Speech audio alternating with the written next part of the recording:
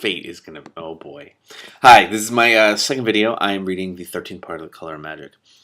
I refer to the matter of the little wanderer and the rogue wizard, said Fate softly, seating himself beside Death's black-robed form, staring down at the distant, multifaceted jewel which was the Disc universe as seen from this extra-dimensional vantage point. Scythe ceased its song. They die in a few hours, said Fate. It is fated. Death stirred, and the stone began to move again. I thought you would be pleased, said Fate. Death shrugged, a particularly expressive gesture for someone whose visible shape was that of a skeleton. I did indeed chase them mightily once, he said, but at last the thought came to me that sooner or later all men must die. Everything dies in the end. I can be robbed, but never denied, I told myself. Why worry? I too cannot be cheated, snapped Fate. So I have heard, said Death, still grinning. Enough, shouted Fate, jumping to his feet. They will die. He vanished in a sheet of blue fire. Death nodded to himself and continued at his work. After some minutes, the edge of his blade seemed to be finished to his satisfaction. He stood up and leveled the scythe at the fat and noisome candle that burned on the edge of the bench, and then, with two deft sweeps, cut the flame into three bright slivers. Death grinned. A short while later, he was saddling his white stallion, which lived in a stable at the back of Death's cottage. The beast snuffled at him in a friendly passion. Though it was crimson-eyed and had flanks like oiled silk, it was nevertheless a real flesh-and-blood horse, and indeed was in all probability better treated than most beasts of burden on the disc. Death was not an unkind master. He weighed very little, and although he often rode back with his saddlebags bulging, they weighed nothing whatsoever.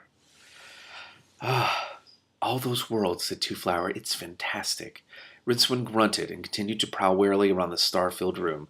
Two-Flower turned to a complicated astrolabe, in the center of which was the great Atuan elephant disc system, wrought in brass and picked out with tiny jewels.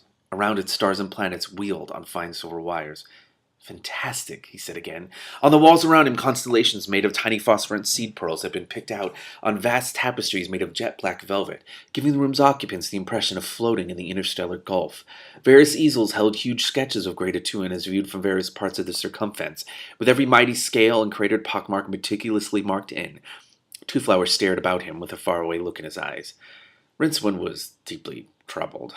What troubled him most of all were the two suits that hung from supports in the center of the room. Oh no. He circled them uneasily. They appeared to be made of fine white leather, hung about with straps and brass nozzles, and other highly unfamiliar and suspicious contrivances. The leggings ended in high, thick-soled boots, and the arms were shoved into big, supple gauntlets. Strangest of all were the big copper helmets that were obviously supposed to fit on heavy collars around the neck of the suits. The helmets were almost certainly useless for protection. A light sword would have no difficulty in splitting them, even if it didn't hit the ridiculous little glass windows in the front. Each helmet had a crest of white feathers on top, which went absolutely no way at all toward improving their overall appearance. Rincewind was beginning to have the glimmerings of a suspicion about those suits. Oh, they're for them. Oh boy. In front of them was a table covered with celestial charts and scraps of parchment covered with figures. Whoever would be wearing these suits, Rincewind decided, was expecting to boldly go where no man, other than the occasional luckless sailor who didn't really count, had boldly gone before, and he was now beginning to get not just a suspicion, but a horrible premonition. He turned round and found Two-Flower looking at him with a speculative expression. No, began Rincewind urgently. Two-Flower ignored him. The goddess said 2 men were going to be sent over the edge, he said, his eyes gleaming. And you remember Tethys the Troll saying you'd need some kind of protection? The Corellians have got over that. These are suits of space armor. They don't look very roomy to me, said Rincewind hurriedly, and grabbed the tourist by the arm. So if you just come on, no sense in staying here. Why must you always panic? Asked Two-Flower petulantly. Because the whole of my future life just flashed in front of my eyes, and it didn't take very long. And if you don't move now, I'm going to leave without you, because any second now you're going to suggest that we put on... The door opened. 2 husky young men stepped into the room. All they were wearing was a pair of woolen pants apiece. One of them was still toweling himself briskly. They nodded at the 2 escapees with no apparent surprise. The taller of the 2 men sat on one of the benches in front of the seats. He beckoned to Rincewind and said, I don't even know what that... That looks like... I don't know. I don't know what that is. Whatever that is. And this was awkward, because although Rincewind considered himself an expert in most of the tongues of the western segments of the disc, it was the first time he'd ever been addressed in Corellian, and he did not understand one word of it. Neither did Two-Flower, but that did not stop him stepping forward and taking a breath. The speed of light through a magical aura such as the one that surrounded the disc was quite slow, being not much faster than the speed of sound in less highly tuned universes. But it was still the fastest thing around the exception in moments like this of Rincewind's mind. In an instant he became aware that the tourist was about to try his own peculiar brand of linguistics, which meant that he would speak loudly and slowly in his own language. Rincewind's elbow shot back, knocking the breath from Two Flower's body. When the little man looked up in pain and astonishment, Rincewind caught his eye and pulled an imaginary tongue out of his mouth and cut it with an imaginary pair of scissors.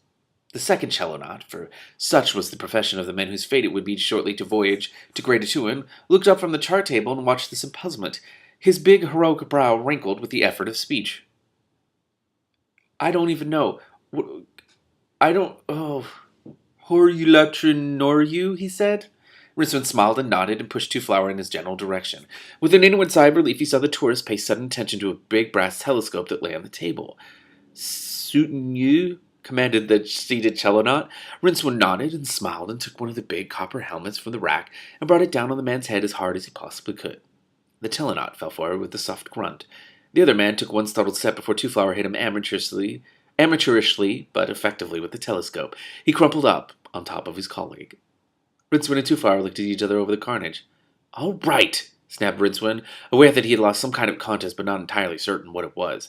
Don't bother to say it. Someone out there is expecting these two guys to come out in the suits in a minute. I suppose they thought we were slaves. Help me hide these behind the drapes, and then we'd better suit up, said Two Flower, picking up the second helmet. Yes, said Rincewind. You know, as soon as I saw the suits, I just knew I'd end up wearing one. Don't ask me how I knew. I suppose it was because it was just about the worst possible thing that was likely to happen.